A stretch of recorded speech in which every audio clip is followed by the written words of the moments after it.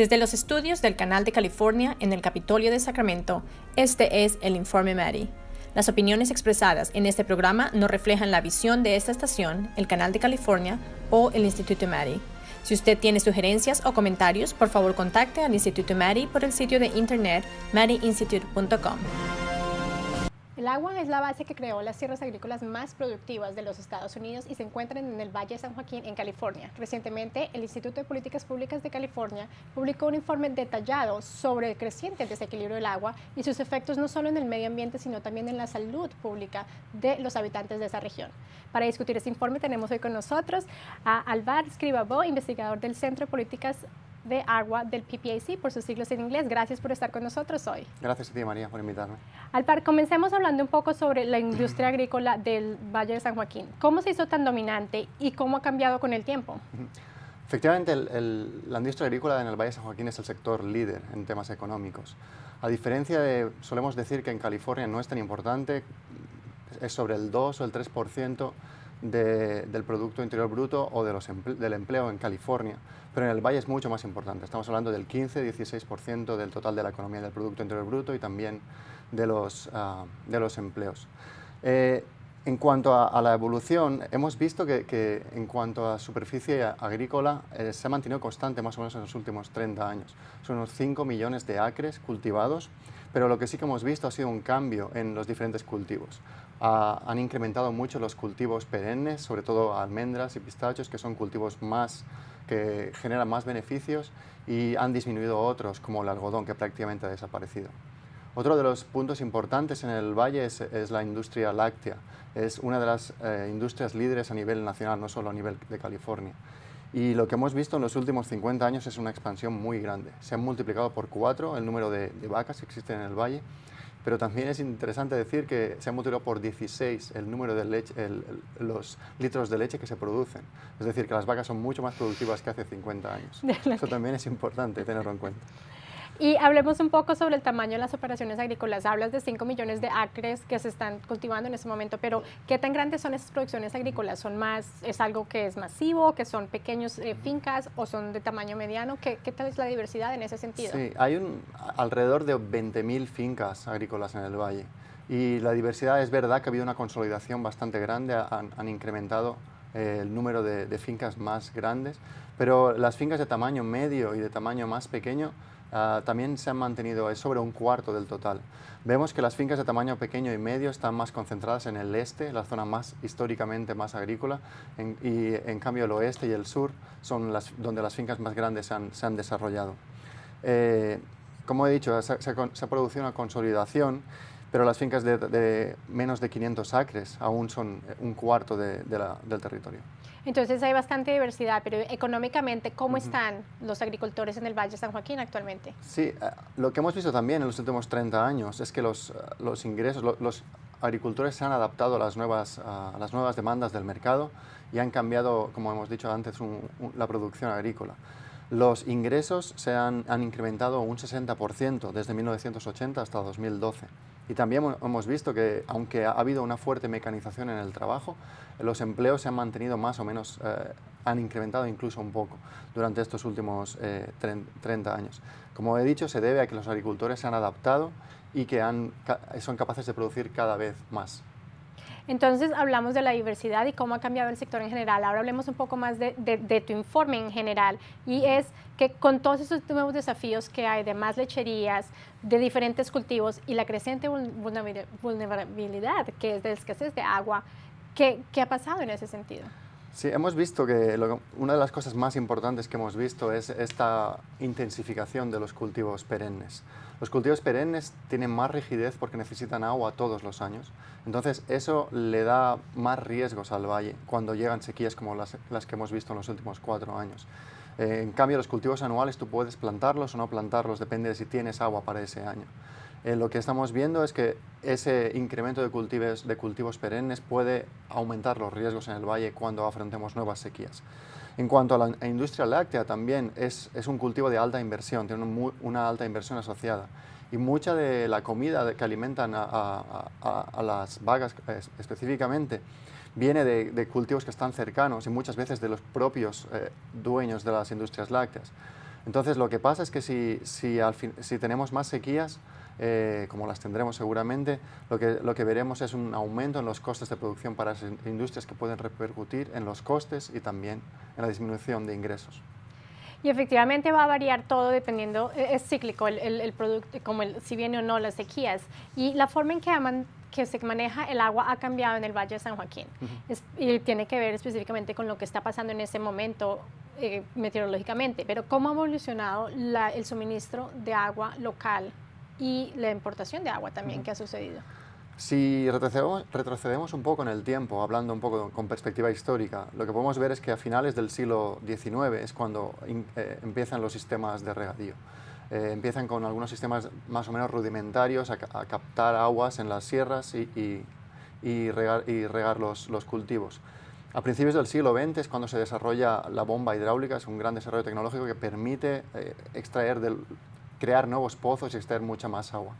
A partir de ahí es cuando empieza la sobreexplotación de los acuíferos.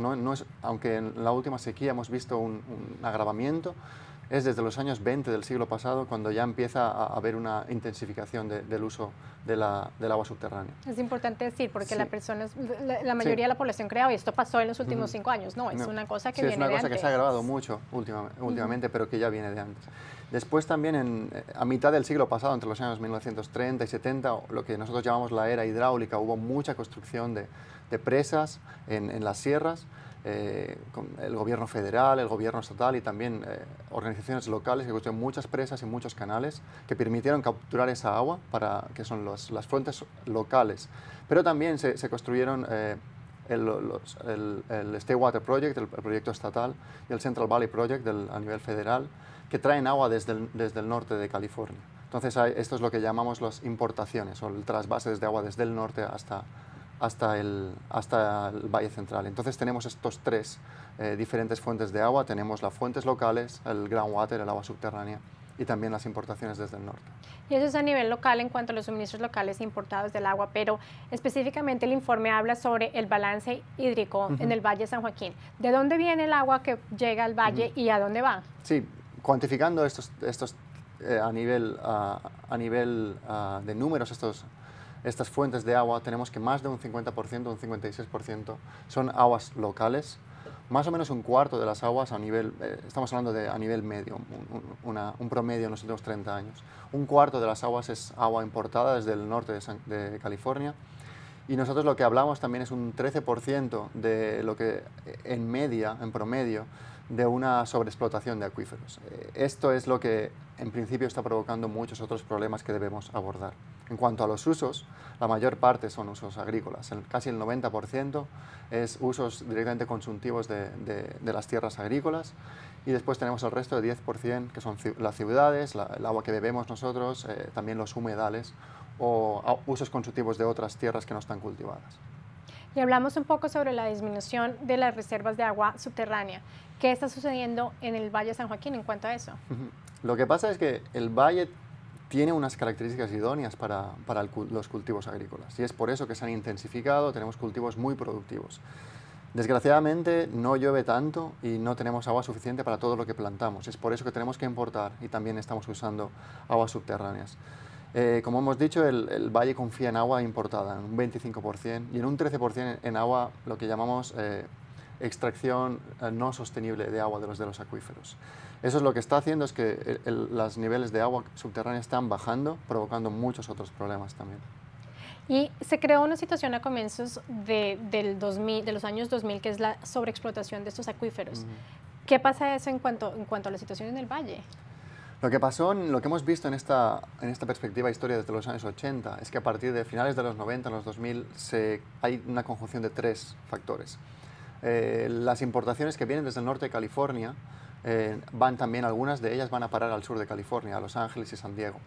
Lo que hemos visto es que estas ciudades, porque tenían contratos pero no tenían suficientes infraestructuras, en un principio no podían capturar toda el agua que querían y la dejaban en el valle, entonces el valle tenía más disponibilidad. Ahora estas ciudades están recogiendo toda esa agua, que al final está dando más problemas en el valle. Tenemos también que ha habido cambios en las regulaciones ambientales. El Central Valley Project Improvement Act, en finales de los 90, lo que hace es ha habido muchos problemas con especies protegidas en el valle, entonces le da agua, alguna agua a los humedales y a los ríos. Esto también hemos detectado que está disminuyendo el agua que se queda efectivamente en el valle para uso consultivo. Y finalmente hemos tenido la sequía. Los años 2000 esta última década ha sido mucho más seca que históricamente. Entonces, por eso ha habido una mayor sobreexplotación de acuíferos.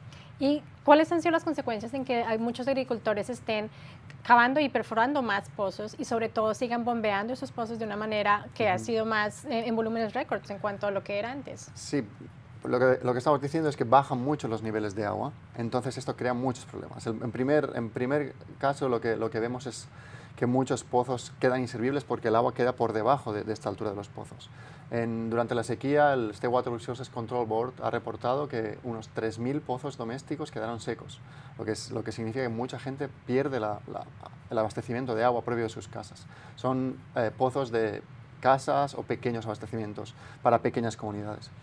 Para los pozos que siguen funcionando, al estar también el nivel mucho más profundo, tienen que usar mucha más energía para bombear ese agua. Eso también es un problema, no solo para los agricultores, costes, y también para el medio ambiente, porque producimos más gases de efecto invernadero.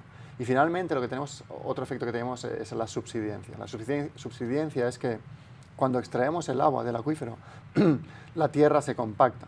Y cuando se compacta, vemos que crea problemas en infraestructuras y en muchas otras, en ciudades, en las carreteras, en algunas de las infraestructuras más importantes que tenemos, creando grandes costos. La NASA ha publicado un informe recientemente que decía que entre 2015 y 2016, en algunas zonas del Central Valley, hasta 2 pies de descenso en algunas de las tierras se produjo. Entonces, esto es un efecto bastante grave. Entonces, todos estos efectos que han sucedido dieron como consecuencia una ley estatal aprobada en el 2014 para mejorar todo este problema de las aguas subterráneas. ¿Qué es esa ley y en realidad qué hizo? Es todavía un corto tiempo, pero ¿qué ha pasado hasta el momento? Sí, como tú dices, en 2014 se aprobó, el gobernador Brown firmó la Ley de Gestión Sostenible de las Aguas Subterráneas. Esta ley básicamente dice que estos acuíferos, estos niveles de agua que están descendiendo, en el largo plazo tenemos que gestionarlos de una manera sostenible, lo que significa que más o menos tienen que estar estables en tiempo. Para ello se dan unos plazos. Las cuencas se tienen que crear unas agencias de gestión de agua sostenible para cada una de las cuencas. Esto es para junio de este año, 2017. Después, a 2020, tenemos que generar unos planes de sostenibilidad de esos acuíferos y se dan después unos 20 años, hasta 2040, para que se consiga la sostenibilidad de estos acuíferos. Entonces, esto es un programa de términos que parece que sea bastante extendido en el tiempo, pero la verdad es que es un tema bastante complejo que tenemos que solventar.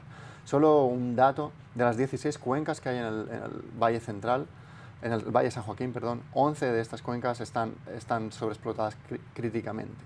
Es por eso que el Valle San Joaquín es realmente crítico para esta gestión de esta ley. ¿Hay alguna forma en que tal vez se pueda cerrar un poco el déficit que existe en cuanto a aguas subterráneas? Efectivamente, se puede cerrar este déficit y además con esta ley se debe cerrar porque estamos obligados a cerrarlo. Hay diferentes opciones. Tenemos que gestionar mejor la recarga de acuíferos. Podemos, de alguna manera, por ejemplo, en este año que ha sido muy húmedo, tratar de recargar acuíferos de muchas maneras. Podemos artificialmente recargar acuíferos, pero también en algunos de los cultivos podemos regar, aunque no necesitemos agua simplemente para recargar. Podemos hacer gestión de humedales. Después también podemos aumentar en el modo en el que podamos, en el modo posible, las importaciones de agua desde el delta. Se pueden incrementar directamente si podemos gestionarlo mejor o indirectamente si podemos disminuir los consumos en otras partes, como en el sur de California o en la bahía de San Francisco. Y finalmente lo que tenemos que hacer es gestionar la demanda de agua. Es muy posible que tengamos que reducir la superficie agrícola en el valle y disminuir el número de acres que tenemos hoy en día para finalmente disminuir la demanda que tenemos de agua. Definitivamente el problema de sobreexplotación de acuíferos es algo que va a afectar a nivel general, economía, en cómo se maneja el agua, en todo lo que está sucediendo en el Valle de San Joaquín. A continuación, continuaremos discutiendo cuáles son los posibles problemas ambientales y de salud que se presentan en la agricultura en el Valle y qué podemos hacer para mitigarlos. Eso y mucho más al regresar. Este es el Informe Mari. Más allá de la escasez de agua, hay otros desafíos que vienen con la producción agrícola en el Valle de San Joaquín. Tenemos con nosotros a Álvarez Cribabó del Centro de Políticas de Agua del PPAC, del Instituto de Políticas Públicas de California. Gracias por acompañarnos y discutamos ahora un poco sobre un problema actual que es definitivamente importante para la población del Valle de San Joaquín y es la calidad del agua, específicamente por la contaminación de nitratos después de la utilización de todo este tipo de fertilizantes y el estiércol también lácteo que está en la tierra. ¿Qué tan extenso es el problema y qué se está haciendo para poder abordarlo y hacer algo al respecto? Sí, efectivamente, es un tema bastante delicado en el Valle. Un estudio reciente encontró que 250.000 personas residentes, lo que representa el 11% de la población, se encuentran en zonas donde los niveles de nitratos en el agua son altos. El problema es especialmente grave para pequeñas comunidades rurales que no tienen las economías de escala necesarias para tratar esas aguas y al final están bebiendo de esa agua. El State Water Resources Control Board, la Junta Regional de Aguas, ha creado varios planes para tratar de abordar este tema. En 2007 empezó a requerir a las industrias lácteas que cuando tuvieran que descargar los nitratos del estiércol de las vacas, hay un requerimiento para saber exactamente cuánto se está descargando y hacer un tratamiento a ellos. Este plan se extendió en 2010 también al resto de los cultivos de regadío. Se está haciendo ahora mismo un control de cuántos nitratos se están descargando a las aguas subterráneas, con lo que podemos por lo menos saber, cuantificar y tratar de minimizar estas descargas de nitratos. Y hay otro problema también que es la acumulación de sal en los suelos y también en el agua subterránea. ¿Qué tan grave es? ¿Qué lo está causando? Es un problema bastante grave porque lo que pasa con la salinidad en el suelo es que cuanta mayor salinidad tiene el suelo, menor producción tenemos de los cultivos. Efectivamente, en algunas partes de la zona del lago de Tulare, algunos agricultores simplemente han dejado de cultivar algunas tierras porque el agua es demasiado salina para regar a los cultivos. Un estudio también cuantificó en casi 400 millones de dólares anuales las pérdidas que se pueden producir o que se están produciendo en la actualidad por estas pérdidas. Hay diferentes fuentes que incrementan la salinidad del suelo. Los propios minerales que tiene el suelo y cuando hay tierras que no estaban en regadío y le ponemos regadío, movilizan estos minerales y pueden incrementar la salinidad. Pero efectivamente también hay otras fuentes más artificiales. Estamos añadiendo fertilizantes que tienen muchas sales al suelo cuando regamos los cultivos y también un tema bastante importante es el agua que importamos desde el delta, en el Valle de San Joaquín. Tiene un contenido de sales mucho más alta que las aguas locales. Entonces, el Estado está proponiendo un enfoque regulatorio que se llama el Central Valley Salts Program. Es un enfoque que está liderado por agentes locales y que trata de evitar la degradación de suelos reduciendo la contaminación por sales. Y en el Valle de San Joaquín específicamente, ha habido mejorías notables en cuanto a ser una de las peores áreas donde tiene el peor aire de la nación. No ayuda, por un lado, el entorno natural de cómo está posicionado el valle, pero también el tráfico pesado y a la vez las emisiones relacionadas con la agricultura no ayudan mucho. ¿Qué se está haciendo para reducir esas emisiones específicamente en el campo de la agricultura en el valle? Sí, efectivamente. Hay diferentes programas en funcionamiento en la actualidad. Se está controlando la quema de rastrojos, por ejemplo, un ejemplo muy claro es la paja del arroz, que cuando se cultiva, antes se quemaba, ahora se está controlando y se está llevando para gestionar estos rastrojos. Se está modernizando los motores diésel de las bombas y los pozos y también de los tractores viejos, que hay muchísimos en el valle. Finalmente también están tratando de modernizar la flota de camiones que transportan todos los productos agrícolas a través del valle. Algunas cosas, sin embargo, no están consideradas en la legislación o en la regulación. Lo que estamos viendo es que en épocas de sequía, se produce un abandono, se deja en barbecho a muchas tierras porque no hay agua para cultivarlas. Estas tierras que se dejan en barbecho lo que hacen es levantar mucho polvo, que al final también es muy perjudicial para la calidad del aire. Lo que se está considerando en este caso es la inclusión de cultivos de cobertura que pueden ayudar a que no se levante tanto polvo. Y hay otro problema que pasa a nivel general en Estados Unidos y es la agricultura general y comercial cambia el entorno natural y específicamente lo ha hecho en el Valle de una manera bastante obvia. ¿Puedes contarnos un poco sobre los esfuerzos que están haciendo para que el impacto ambiental no sea tan grande? Lo que pasó en el Valle es una de las transformaciones más grandes que ha habido posiblemente en California, porque parte del Valle era prácticamente la parte sur del Valle era prácticamente un desierto en la zona de Tulare. En la zona norte era una zona donde solo había agua cuando llovía o cuando había deshielo. Ahora hemos cambiado totalmente el régimen natural de agua porque soltamos las aguas cuando las necesitamos para regar. Y entonces hemos cambiado mucho la vista que tenemos del valle. Hay diferentes programas en funcionamiento y muchos de ellos se basan en un enfoque para tratar de mitigar que no haya extinción de especies. En 1973 es una ley que regula la extinción de especies y trata de evitarla. Entonces, por ejemplo, la trucha y el salmón, que han sido tradicionalmente especies amenazadas en el valle, han condicionado bastante cómo se manejan los flujos de agua, los caudales en los ríos. También en 1992, como comenté antes, el Central Valley Project Improvement Act trató de liberar un poco de esa agua que teníamos para los humedales. Y también ahora mismo, desde 2009, se está trabajando en la restauración del río de San Joaquín. Es un enfoque totalmente enfocado para la restauración de los caudales ambientales de los ríos. Entonces, en sí parece ser un problema más de oferta y demanda de que sucede en general, pero ¿hay alguna forma en que se puede cerrar esa brecha específicamente en cuando hablamos de la sobreexplotación de los acuíferos? Es muy bueno el símil que haces con oferta y demanda.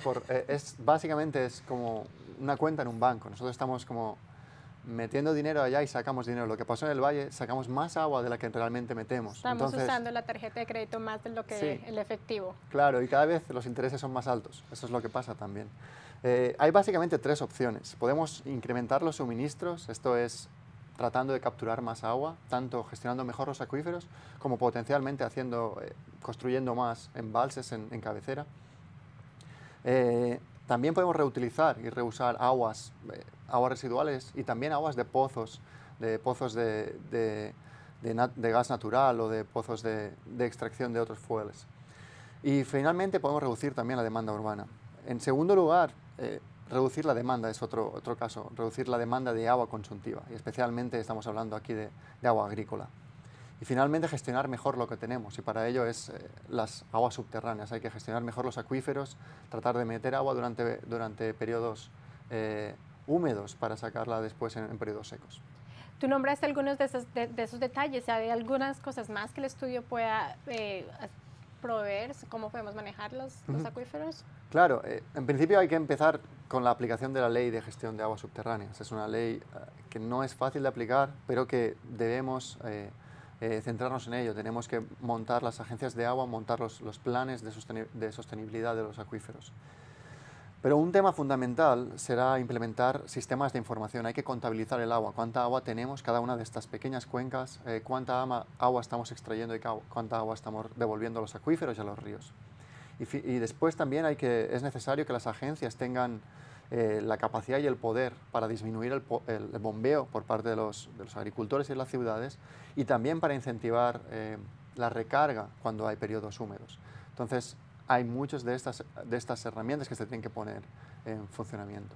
Bueno, y si el agua empieza a ser demasiado limitada o costosa, eso va a afectar específicamente a los agricultores que van a tener que reducir el uso del agua. ¿Hay algo que su informe sugiera sobre qué se puede hacer para disminuir el impacto económico en la región? Claro. Es una de los condicionantes o las consecuencias últimas, pero es muy probable que tengamos que ver la reducción de tierras de cultivo en el valle.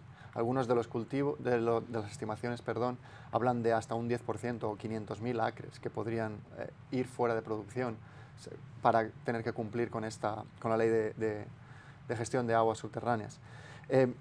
Hay dos soluciones. Hay que reducir la demanda, por una parte, pero esta reducción de la demanda se puede hacer cambiando cultivos de más intensidad de agua, que usan más agua, con otros que tienen menos uso de agua, o también finalmente simplemente desplazando cultivos que no son beneficiosos económicamente. Pero también hay que incrementar la flexibilidad. En cuanto a flexibilidad, hay que tener en cuenta la distribución entre cultivos perennes, que como hemos dicho son mucho más rígidos, y los anuales, que podemos plantar y no plantar otros años, pero también incrementar, por ejemplo, otra flexibilidad como los mercados de agua, que permiten comprar y vender agua para que los cultivos que sean más beneficiosos económicamente, y los agricultores que tienen cultivos que son menos beneficiosos pueden simplemente recoger estos beneficios que les llegan desde la venta de su agua. Esto es una de las medidas que tenemos en cuenta. Y te voy a preguntar algo bastante amplio, pero con parte de las investigaciones que han hecho, ¿hay alguna forma en que podamos solucionar nuestros problemas de calidad del aire y los problemas también de calidad del agua? Sí, los problemas, en realidad lo que tenemos que hacer es cambios en la gestión de cómo gestionamos los nitratos, cómo gestionamos las sales, cómo gestionamos el polvo, pero también en la tecnología y en las prácticas agrícolas. Los tres son problemas diferentes que merecen un trato especializado, pero en particular, por ejemplo, los nitratos es un problema de contaminación para los pozos de agua y es un problema de salud pública que debe ser tratado, porque al final estamos sacando agua para beber de ahí. Entonces, posiblemente mejorando las prácticas agrícolas, pero también incluyendo una pequeña tasa o un impuesto a los fertilizantes que puedan pagar el tratamiento de aguas para estas comunidades rurales. Esto es uno de los ejemplos. En cuanto a sales, ya se están abordando estos temas y una gestión integrada de las diferentes tierras es importante. Y el polvo, como he dicho antes, los cultivos de cobertura pueden ayudar a disminuir el levantamiento de polvo en la atmósfera. Y hoy has discutido varias veces lo que son las acciones de gestión. ¿Tienes un ejemplo tal vez de alguna acción coordinada que pueda ser bastante útil? Claro. Esto es uno de los temas más interesantes del informe y hablamos sobre todo... No solo queremos hablar de todo lo malo y qué Sí, pasa, pero claro. ¿qué vamos a hacer para mejorarlo? Hay potenciales acciones que pueden beneficiar a múltiples actores. Esto es lo que más debemos potenciar. Una es que la cantidad y la calidad del agua en los acuíferos está íntimamente relacionada. Y mientras que recargar acuíferos puede ser muy bueno para los agricultores, para sacar el agua más adelante, en periodos más secos, también esto puede ayudar a limpiar los acuíferos y tener agua de más calidad, que puede mejorar al final el abastecimiento de las poblaciones. Por otra parte, como hemos dicho que es probable que tengamos que dejar de cultivar algunas zonas de regadío, esto puede ser tomado como una oportunidad. Siempre hablamos de los problemas ambientales que tenemos.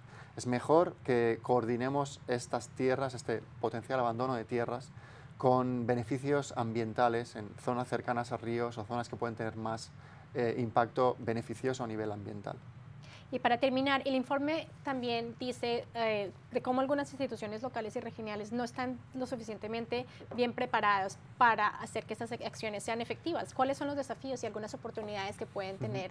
El tema de las instituciones es uno de los temas más importantes porque tenemos múltiples acciones. Como es un problema que afecta a múltiples sectores, tenemos multitud de agentes locales, estatales y federales. Entonces es necesario que todas estas agencias, desde los tres ámbitos, se alineen sus objetivos para que puedan conseguir mayores beneficios al final. En concreto, por ejemplo, el nivel federal, el Departamento de Agricultura y el Bureau of Reclamation son dos de las entidades que más subsidian o benefician de alguna manera a los agricultores. Hay que alinear esto con los beneficios últimos que necesitamos para aplicar la Ley de Gestión de Aguas Subterráneas. Pero finalmente lo que debemos es empoderar a agencias locales, porque ellos son los que tienen las decisiones al final en el valle. Y en estos tiempos tan complejos lo que necesitamos es liderazgo por parte de estas agencias locales, necesitamos disponibilidad para tomar decisiones que no siempre serán fáciles y también creatividad en muchas de estas decisiones. Es un tema muy importante para el valle ahora mismo. Bueno, muchísimas gracias. Quiero agradecerle a Alvar Escribabó del Instituto de Políticas Públicas de California, específicamente el Centro de Políticas de Agua, por habernos acompañado el día de hoy, y recordarle a todos ustedes que para estar informados de todo lo que sucede en política pública solamente tienen que seguirnos en el MADI-Institute.com. Yo soy María Jeans y este es el informe MADI. Gracias por haber estado con nosotros.